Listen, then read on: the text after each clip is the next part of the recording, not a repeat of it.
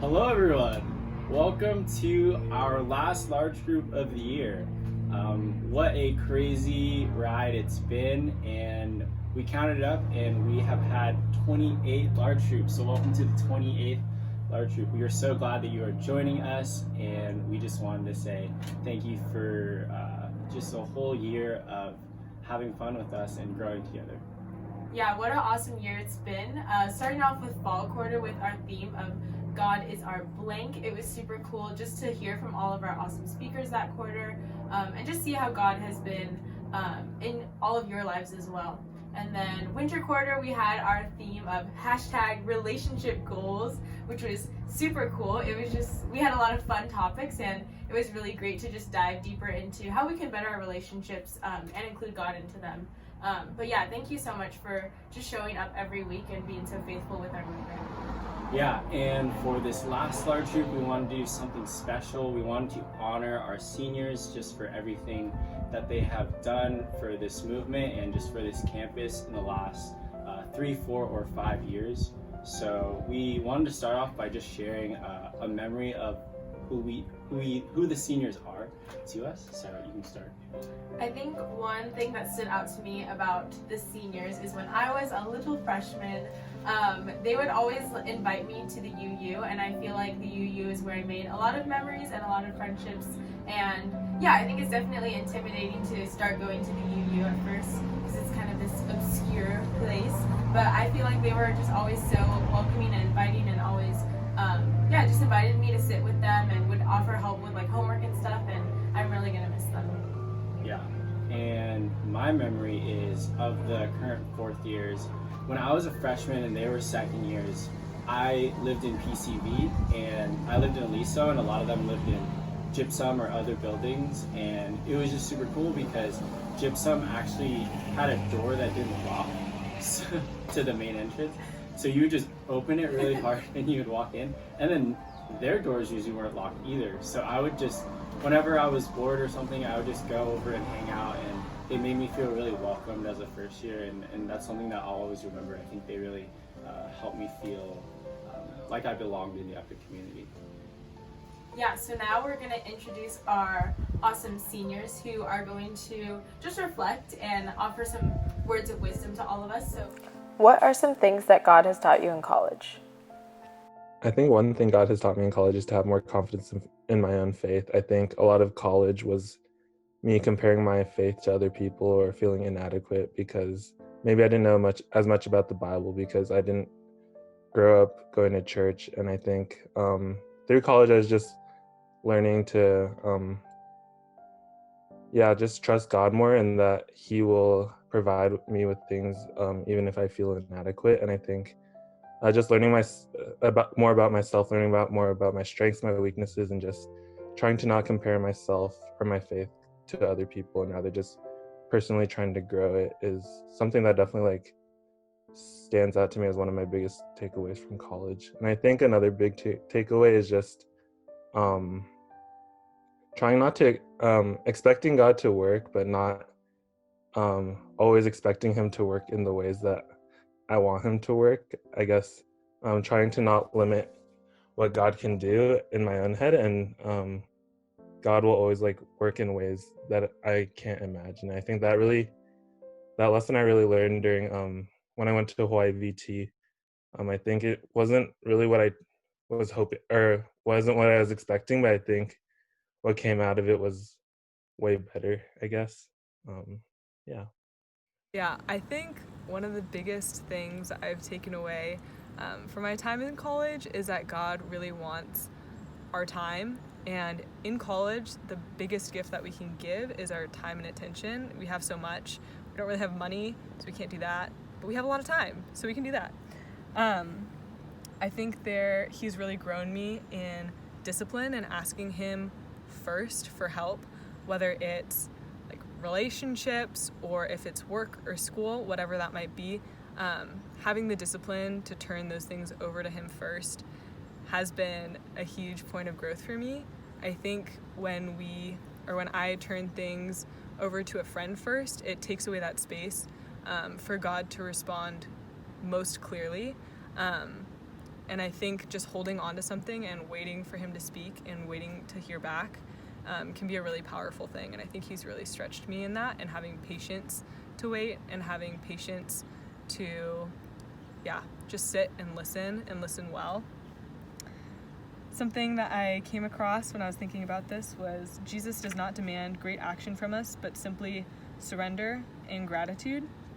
And I think that's so true. There's so much freedom in life in submission and surrender to the Spirit, and living in a way where we're just abiding in Christ and letting him lead in everything.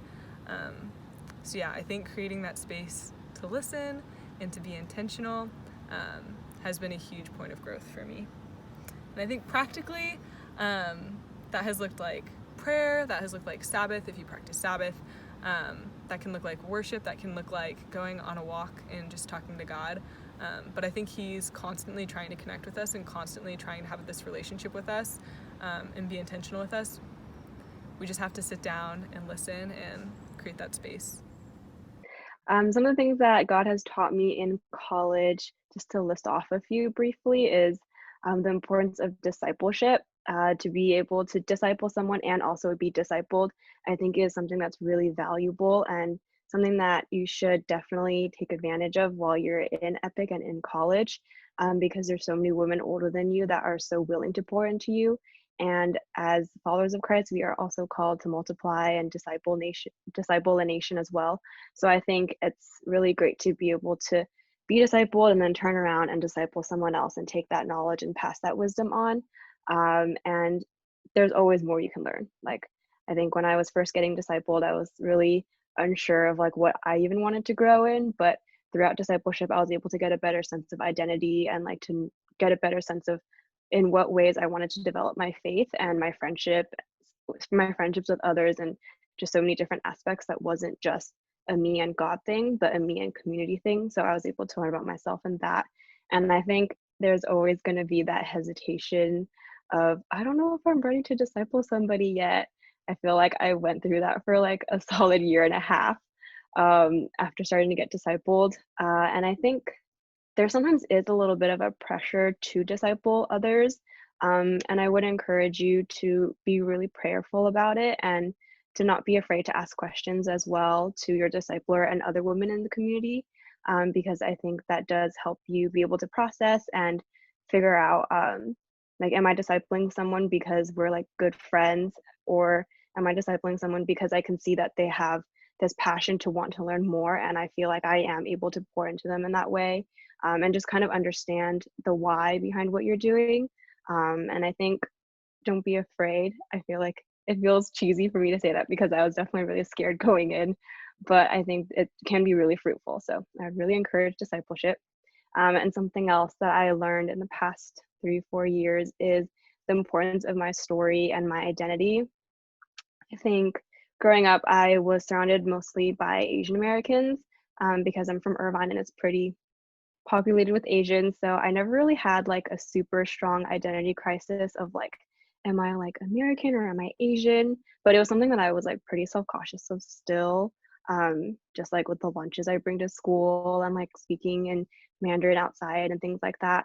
But I think coming to college, when I was looking for a ministry to be involved with, I knew I wanted to join an Asian American one because it felt more comfortable, more like home, and just the cultural aspect of it, I was able to bond with other people. And I think I got a better sense of that when I was able to go on summer missions and on vision trips that Epic/Crew has. So I think that is like a really cool opportunity to get to kind of tap into your identity and like just get a better sense of like why God created you the way he created you, I guess. Like going to East Asia for a vision trip, I was able to see how, like, since it's a closed country there, I'm able to freely step on campus and like not be noticed in a way because I look like everybody else. Like, yes, I'm American and I'm Christian, but the security guards like don't know that because they just see my outward appearance and they just see that I'm Asian. So that gave me a lot of freedom in getting to share the gospel there that some people of different minorities or different colors can't, or not colors, that some people of different ethnicities can't do, I guess, when you're in different Asian countries. So I think that's really valuable thing to like get to invest in during your time in Epic. Since coming to SLO, God showed me that I shouldn't be hesitant to explore my faith. Ever since I've made more of an effort to prioritize God, I've actually been very surprised with the things I've changed in my life. For the longest time, reading the Bible and listening to sermons weren't very interesting to me, and they were definitely something that I would try to skip and not participate in. And fun story, during my very first camp, I actually made a highlight video at the end of the week because I was always sleeping during the sermons whenever the speaker would speak.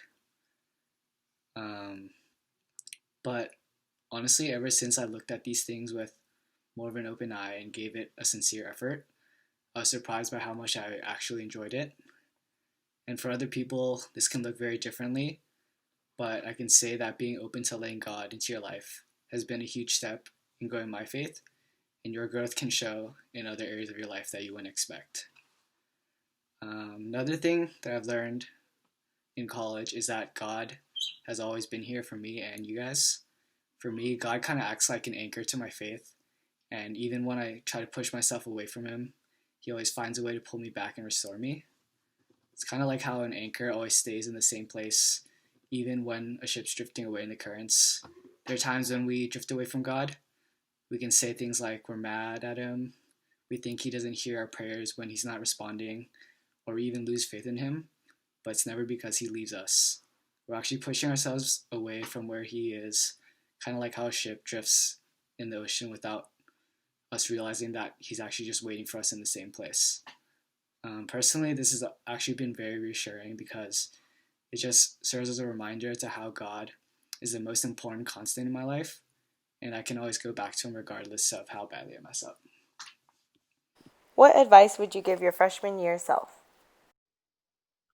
I think one advice I'd give to my freshman self is just, I think, to go on summer missions. I think, so my sophomore year, I applied for summer mission, and during the interview, I decided not to go. And I think that's one of my, I guess, my regrets of college. I think summer missions is a pretty unique experience to college because once we're working after college, you don't really get that extended period off, I guess, to go on a mission unless you're like a missionary. So I think that's something that for me, I wish I did. And I think for others, it's not necessarily something that like, oh, everyone has to go. But I think everyone should genuinely like consider it as an option for summer. And I think another thing was to initiate with more older people. I think a lot of college, I was like, oh, I wish, like around senior send-off time, I was like, oh, I wish I got to know this person better because I never really talked to them. And I think it's scary to ask older people to hang out, but I think I regret waiting for them to initiate with me because I think I definitely learned a lot for some of the people I did get to talk to. Freshman year self. Yeah, so for this question, I actually thought of a passage that has been really informative for my past like year-ish of college. It comes from Ecclesiastes 8:4-7, and it says, "For the word of the king is supreme, and who may say to him, 'What are you doing?' Whoever keeps a command will know no evil thing, and the wise heart will know the proper time and the just way. For there is a time and a way for everything, although man's troubles lie heavy on him. For he does not know what is to be, for who can tell him how it will be?" Yeah, I think a lot of times I ask myself, and I think God asks me too, what are you doing? Like, what are you doing with your life? What's happening? What's going on?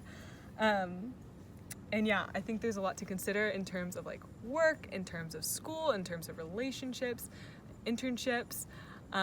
There's a lot of pressure to do things. And I think although there's burdens, this passage reminds us that there's a time for everything, that there's a time to be worried and stressed maybe about internships, but there's also a time to be present in this season of college where things might be easier than later in life. Yeah, I think also as soon as we choose, or I choose to pursue Christ wholeheartedly, and I live into the reality that everything hinges off of intimate relationship with Him, things just seem to work out. Things just seem to happen, and I think that is really God's provision. This passage says, "For he does not know what is to be, for who can tell him how it will be?"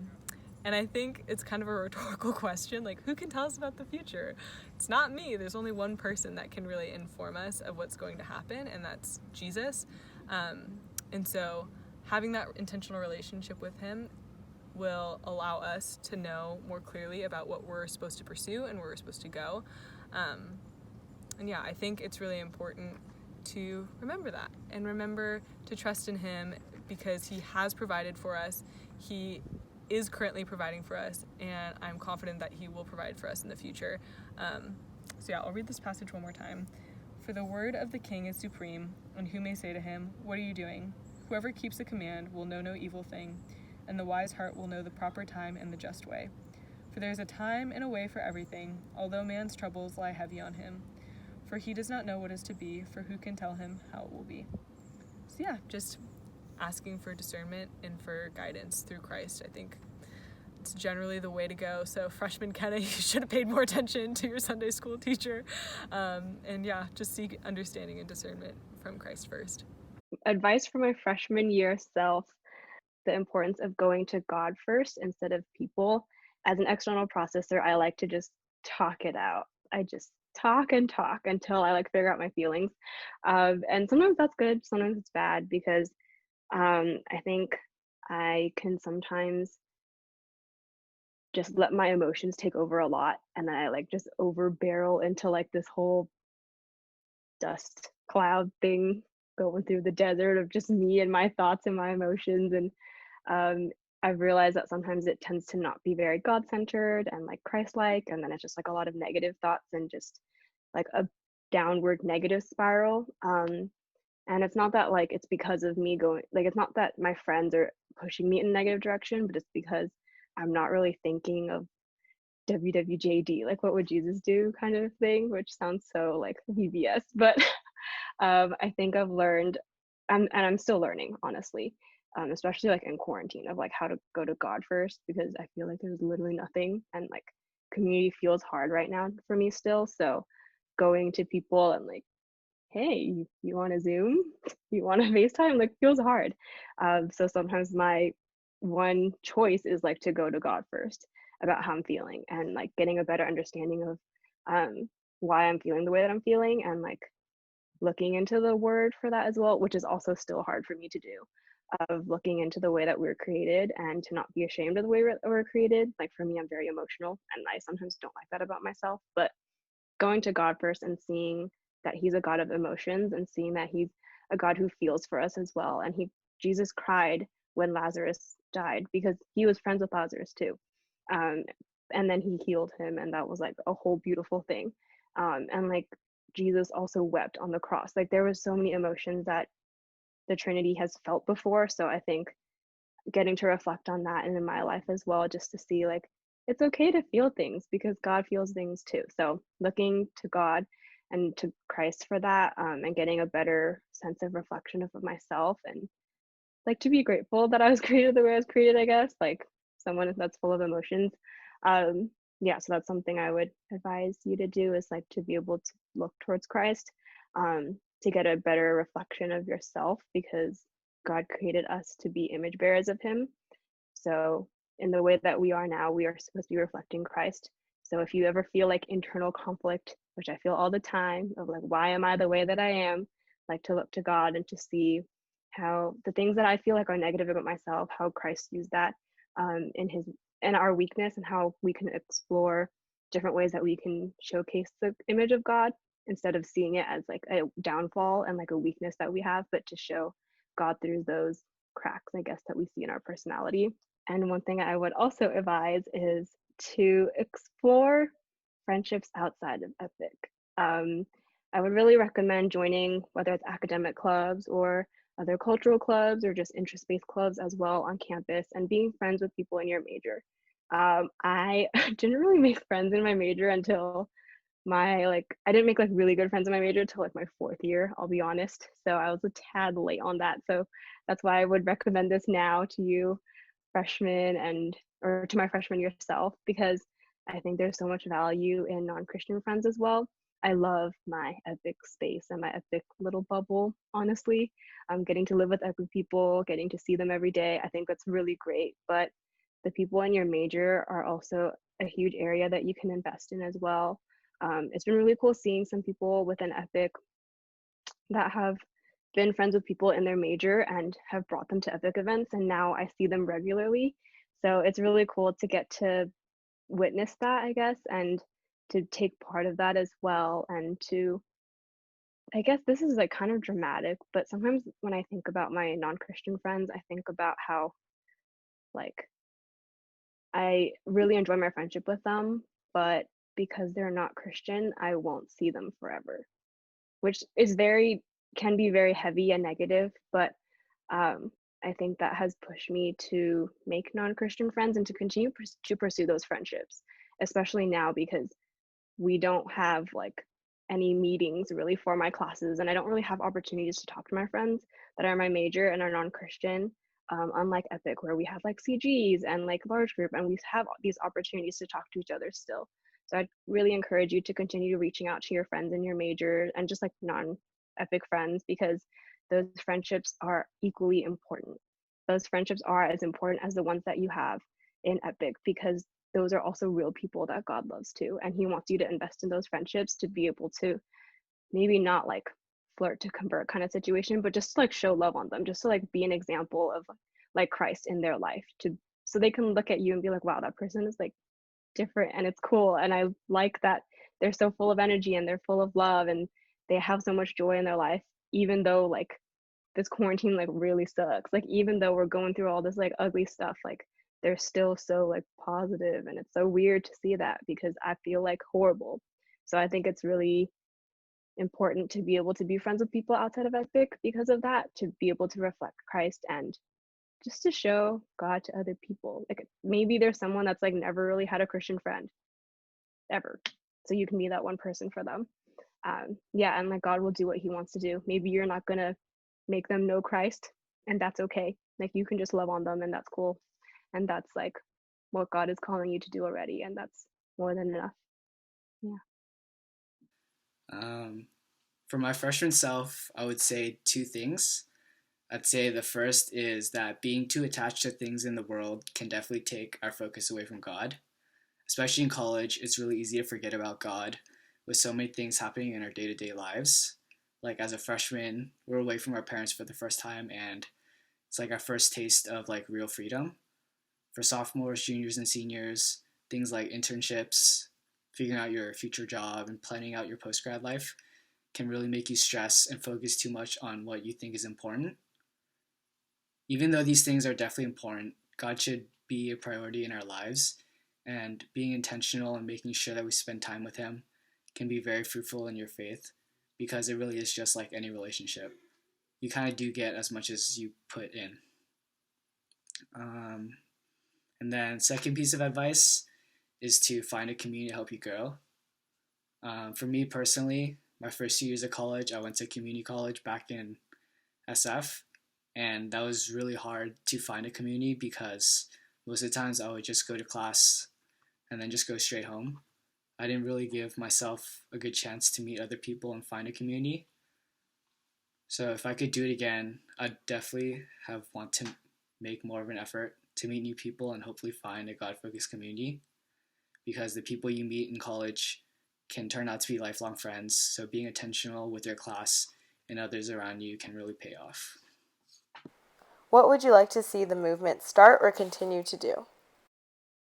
I think one thing is evangelism. I know Epic, we focused more about, I guess, on-campus evangelism, encouraging discipleships to do it week 3, 6, and 9, and definitely we don't do that anymore as a movement. And I think personally, it's definitely scary to like go up to strangers and want to share about Jesus and God. But I think it's an important skill to learn, and I think a lot of people learn about it at EpicCon, but practicing it once a year isn't really um, adequate. And I think by sharing on campus, it personally made me more comfortable with sharing my faith and how I might like word things or getting questions that I'm not sure how to answer, but like learning or doing more research about certain topics that a lot of non-Christians like think about, or certain questions. And I think that also translated in how I share my faith with my non-Christian friends. I think by learning how to talk to strangers, it also helped me be more comfortable with sharing, um, yeah, with my non-Christian friends and bringing it up with them, or just talking about different things with them. And I think another thing that I want want to see the movement continue to do is build bonds with like people of different ages, and as well as like continue building bonds with their class. I think getting poured into different people that are older is definitely like one of the things that I think helped me grow. I think whether that's through CG leaders or discipleship or going to your local church's small group, I think I definitely grew a lot, and I think a lot of people can benefit from that. And I think also just pouring out to those who are younger after, because I think um, that's how ministry survives, because you get poured into, but then you also have to pour out a- as a way to like give back and give thanks to like everyone that like helped you. I think nothing is too big or too small, whether it's like even just going to the UU to hang out. I think that's a great way to just even get connected with people that are older or younger. Yeah, I think one thing is like I had one dinner with a fourth year my freshman year, and I think just that one dinner he said some things that really affected my walk with Jesus in college. Yes, I'm so excited about this question. I'm sorry, men's community. This is not for you. But this is for the women's community, so if you're a woman, get hyped. I would love to see the women's community continue to grow in trust and intimacy and faith. I think this year was really marked with vulnerability. Shout out to women's team for creating all those like super intentional spaces. I think they had a huge impact on me, and I think just looking at the community this year, there's something different. And I would love to see God continue to work in that space of intentionality and vulnerability. Yeah, I think there's a lot of freedom in community and women's community specifically. Something that I was thinking of when I was thinking of this question was a passage from Exodus 17. So Exodus 17, 11 to 13. Whenever Moses held up his hand, Israel prevailed, and whenever he lowered his hand, Amalek prevailed. But Moses' hands grew weary, so they took a stone and put it under him, and he sat on it, while Aaron and Hur held up his hands, one on one side and one on the other side. So his hands were steady until the going down of the sun. And Joshua overwhelmed Amalek with the sword. So from this passage, something else that we can draw is like community is so important. Like none of us are capable of doing it alone, and especially women's community is like essential in order to grow. I think the accountability is really important as well. But I think there's so much freedom in confession and understanding that you're not the only one that might be struggling with something. Yeah, so I would love to see the women's community continue to grow in love for one another and intentionality and vulnerability. And then one quote that I think really embodies what I saw the women's community do this year is, "Love takes root in the moments when we voluntarily and intentionally enter into one another's pain." So I hope that the women's community can continue to do that, to voluntarily enter into one another's pain, and just intentionally bear one another's burdens, and just love each other like we did this past year, and remember that Christ is responsible for growing us in those relationships with one another.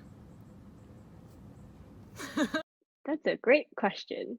I like to see that Epic is moving in such a positive way, and yeah, we've grown a lot since my freshman year, so that's been really encouraging to see. I think it would be really cool to see Epic invest in local churches, and to like build, what's the word? Community. I think it'd be cool to see Epic invest in local churches and to just build a stronger relationship with the churches that we have in SLO. I know a lot of other people attend a lot of different churches, so there's a lot of ground to cover, but I think it'd be really great to see us being able to partner with local churches and the different events that they do. I know that Calvary does prayer and worship, or they did doing winter quarter prayer and worship like once a month. And that was really cool. I personally never got to attend, but maybe even promoting, like having a separate section in large group, or like a whole different like spreadsheet or something that featured different events that your local church was doing, just so you can get plugged in and involved with that, I think would have been really interesting to see. Because I think a lot of my college experience was more focused on Epic and the ministry rather than investing in my church that I was attending. So that's something that I wish I spent more time doing. And I really enjoy prayer and worship. So I would love to see that still be something that Epic continues to do in the future. And is a really cool space to get to pray with people, because I honestly don't do that very often with other people in Epic, outside of like CGs, I guess.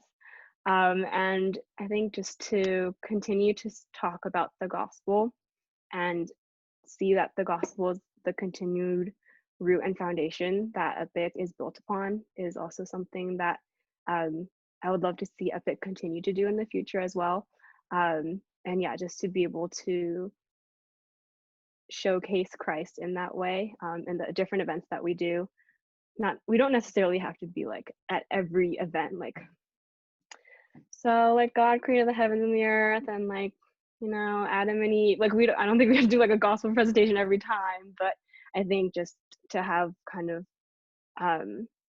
like an unspoken root of like, this is what Epic is founded on. Like, as Joe Bass has like mentioned many times when he comes to speak, like Epic was founded on prayer. So to see prayer continue to be implemented and invested in, and as a movement as a whole, would be really cool. And just to like see prayer warriors like be lifted up in Epic, and just to, yeah, really get to bond with one another as a community through prayer, I think would be really great to see us continue to do, like outside of prayer and worship and other events. But yeah, I'm really excited for what Epic has to come, and I'm a proud Epic SLO alumni. I'd like the movement to continue to provide newcomers with an opportunity to live out their faith in their own way. One of my personal favorite things about Epic is how it provides everybody with the same opportunities to grow in their faith, whether it's through CGs, large group, or discipleship. And everybody who comes to Epic is given that opportunity to grow in their faith through the community here. So it does make it a lot less intimidating to want to know God when you know the people that you're surrounded by have a similar focus. And then having all these opportunities also lets us live and grow our faith at our own pace. It's nice that we're not forced to participate in any of these things, but the opportunity is here for the people that want to. And personally, I've actually grown so much this year, starting discipleship with Josh. Things like going through the Bible and learning about the context of what actually happened during Jesus' life has really helped give me a greater appreciation for all that he's done for us. And it's definitely helped me grow in my faith so much this year. Thanks, seniors, for your words of wisdom, and yeah, for just sharing with us. Yeah, and I feel like we're thanking you all a lot, but we're not the only ones who appreciate you. So next we're going to hear from some of the other underclassmen. These three people are Ashley, Kim, Davey, and Camille. Hey seniors, just wanted to say thank you for how much love you've shown everyone this past year, especially the first years. I know we haven't known you guys that long, but you've still had the biggest impact on our Epic experience. From all of the events that you guys plan and pour your hearts into, to just really taking the time getting to know all of us and bonding with us. I know your 4th or 5th year has probably been super hectic, finishing up classes or just preparing for life outside of Cal Poly. We really appreciate the little moments that we've shared with you guys.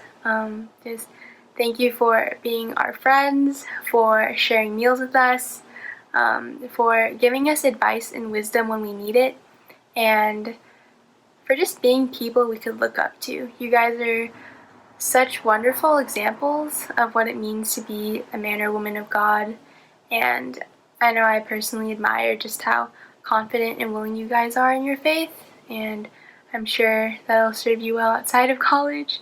But I remember it was maybe 2 weeks after knowing some of you guys, and I was so sad at the thought of you leaving next year. And that was after only 2 weeks, and now we've spent months with you guys, and it's hard to imagine Epic without you. You guys have really made Epic the special community that it is, and it definitely won't be the same. But I know you're all gonna go on and do great things, whether that's grad school or pursuing a career. Remember, you'll always have the support of this community, and yeah, you're gonna be so missed. And thank you for welcoming the first years and everyone to this Epic family. I just want to say thank you to all the seniors. You guys have been such a big part of my life, and it's been a blessing just to get to know some of you guys since freshman year. I contribute majority of my maturity and growth as a person to you guys, as you have demonstrated not only how to be a godly leader, but also exemplified kindness, understanding, and care. So thank you. Thank you for being the inspirational leaders with servants' hearts such as Justin and Matt, who were my CG leaders my first year, and were the inspiration for me to want to serve and really lean into ministry. Thank you for being the first people to show me kindness, like extending that first welcome, like when Ashley, Hope, Nick, and Simon did that for me when I first came to Epic. And for that to turn into such an amazing friendship with people that actually understand me for the first time, thank you. Thank you for giving me a best friend, a roommate, a leader, and a Christ-centered brother. Thank you for being the ones that are understanding, such as Jinshi telling me the importance of God and Christ and family over everything, over jobs, over career, over money. You're able to talk about that from experience. So thank you. Thank you for being the ones that showed me that it's okay to be kind and care for others and ask those hard questions like, how are you actually doing? And get a real response.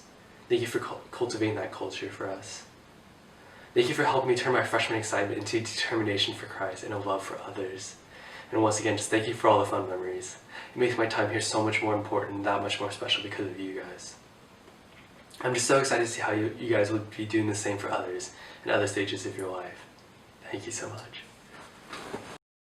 Hi, class of 2020. I just wanted to hop on and say congrats on graduating. I also wanted to just say thank you to each and every one of you for being an integral part of the fellowship. I know that your work doesn't go unnoticed, or the ways that you've reached out doesn't go unnoticed. I know that a lot of people in the movement have been touched by your presence, and so I just wanted to encourage you to continue to be that light and be that source of love and joy to those that you encounter in the next stage of your life, whether you're going back home or you're going into a new city or going to school again. I just hope and pray that you continue to show your Christ-like love to those around you and whoever you encounter. Thank you again just for being amazing and for being you. Congrats. Hi, fourth years. Thank you all so much. I'll miss you guys. Bye, seniors. Congrats on graduating. We'll miss you. Congrats to all the seniors. Congrats, seniors. Congrats. See you later. Thank you. Thank you. Thank you. Thank you. Thank you. Thank you. Bye. Bye. Bye. Bye, seniors.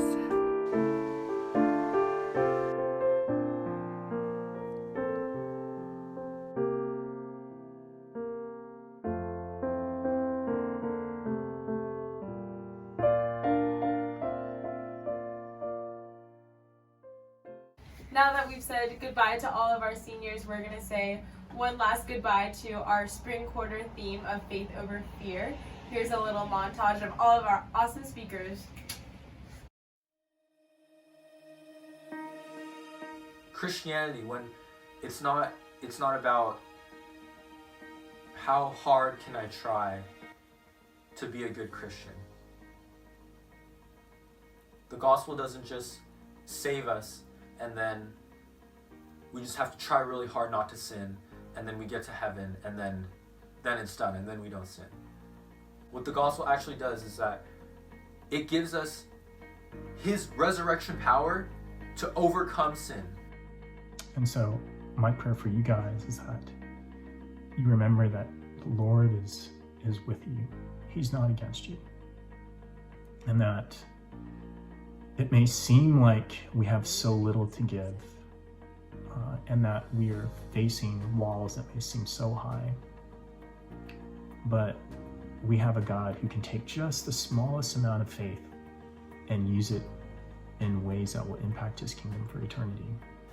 So now, Epic SLO, are we willing to trust God and have faith over fear? Are we willing to let the fear of the Lord lead us, the good fear of the Lord, instead of fear of our surroundings? Epic SLO, are we willing to step down from the throne of our lives and allow God to be at that? Allow God to be at the throne of our hearts and allow him to be king of our lives. Jesus came so that we may have life and have it abundantly, not that we would live in scarcity and not of fear. Our crucible right now, our hard times, our trials should point us to Jesus and his work on the cross. You know, and because it points to Jesus and because it's pointing to the cross, it should also point us to what Jesus said in Luke 9:23.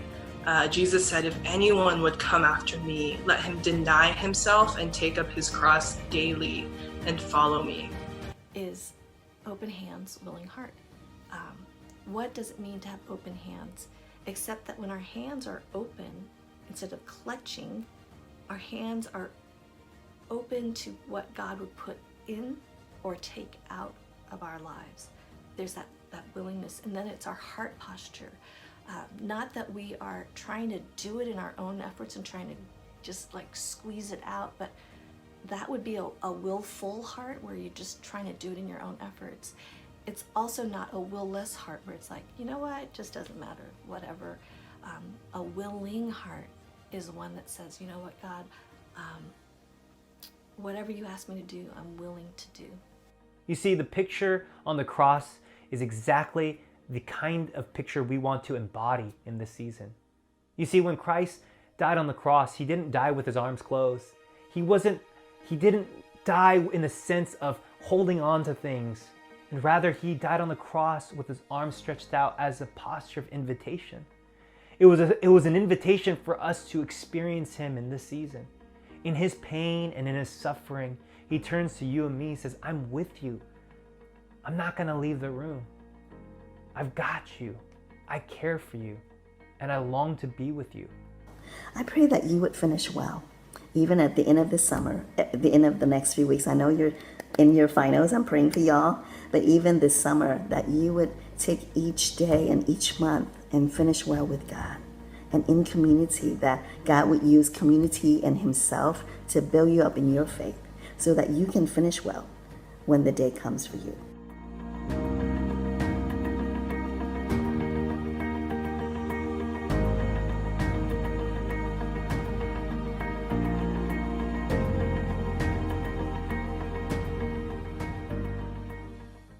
Hope you all liked that cool little montage and hope that it just reminded you of all the cool things that we've learned this spring quarter.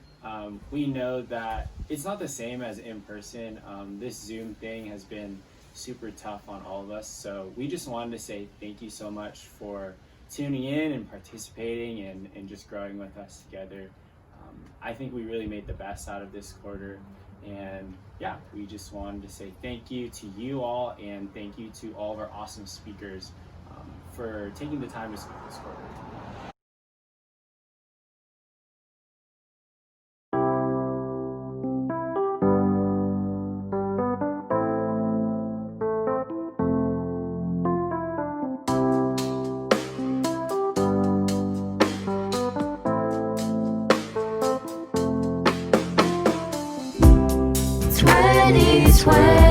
What a year. Can't believe that we are here. Looking back, time went so fast. Let's rewind and see the past. It's been so good.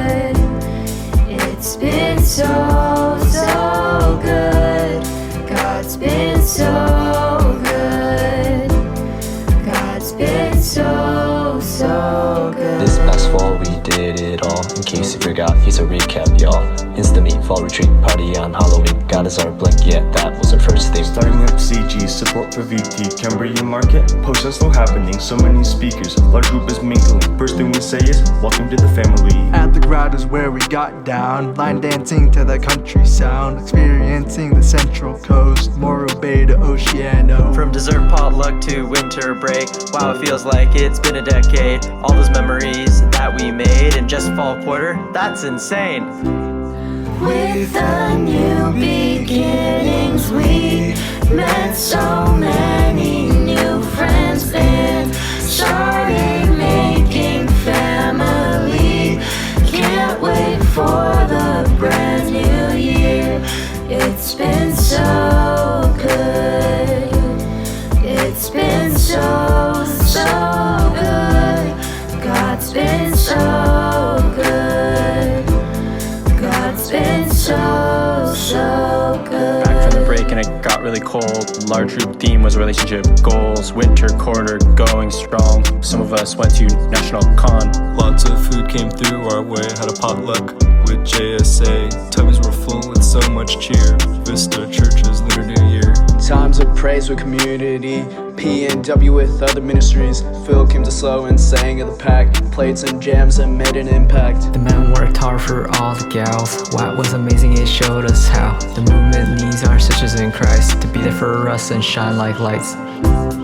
As winter's come to an end, I'm so thankful for my friends. Looking forward to the spring, excited for all God will bring. It's been so good. It's been so, so good. God's been so good. God's been so, so good. Though it's not what we originally planned, spring quarter came and we had to understand what it looks like to meet on Zoom virtually, but that didn't stop us as a community. Large group went to YouTube Live. Faith over fear was the theme each night. People tuned in from all over the place, reflected on the messages the speakers gave. Interclass hangouts went full swing. Thank you for organizing outreach team. The alumni event gave great insight to see what it's like in the post-grad life. The ladies made an amazing week. One called Map All virtually. Last but not least was senior send-off. Ended our year with a cherry on top. As we look back on this year and all the memories we keep near, I'm so thankful to you all for all the blessings big and small. It's been so good. It's been so, so good.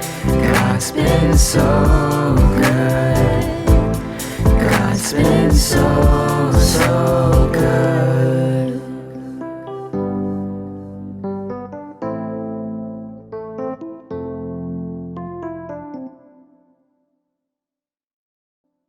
Before we end, we wanted to share some of our favorite large group memories from the year. And for me, I would say I loved watching people walk in the doors, sit down, even from the back sometimes, got to watch people worship, and it just felt like a cool time for everyone to connect with the Lord, but also with each other. And you guys are what make large group what it is. So I think my favorite memory, is just all the people who would show up to Calvary on a Thursday night and could eat snacks and be together. So that was my favorite memory, I think. How about you guys? I think one of my favorite memories is during the second set of worship when we would all go in the back for prayer. It was just so cool to see everyone worshiping together, to see friends hugging each other and praying for one another. And I just think it's super cool how everyone is just excited to gather every Thursday and just shows up with such awesome energy and is really ready to pour into each other. And I think that's what makes it so special to me. That was my memory. Oh, really? But my equally as favorite memory is, I think, the first large group when we had all of those freshmen, all of you freshmen, joining us, and just to see how far you have all come since the first time we said welcome to the family up until now. You guys are truly part of the family, and it's just been so cool to be friends with you and just to get to know who you are. And we look forward to getting to know you better in the coming years. Finally, we just wanted to end with one last thank you to everyone who served on Large Group Team this quarter and made Large Group possible, as well as all of our awesome staff, including Matt and Josh as well, and to our ETLs who just guided us along the way throughout this whole year. Lastly, thank you to all of you for showing up every week. We hope that Large Group meant as much to you as it did to us, and yeah, we're excited to see it continue next year. And so next year, our new large group coordinators will be Kevin, Melissa, and Josh will be coaching. So we're so excited to see what God does through them. See you next year.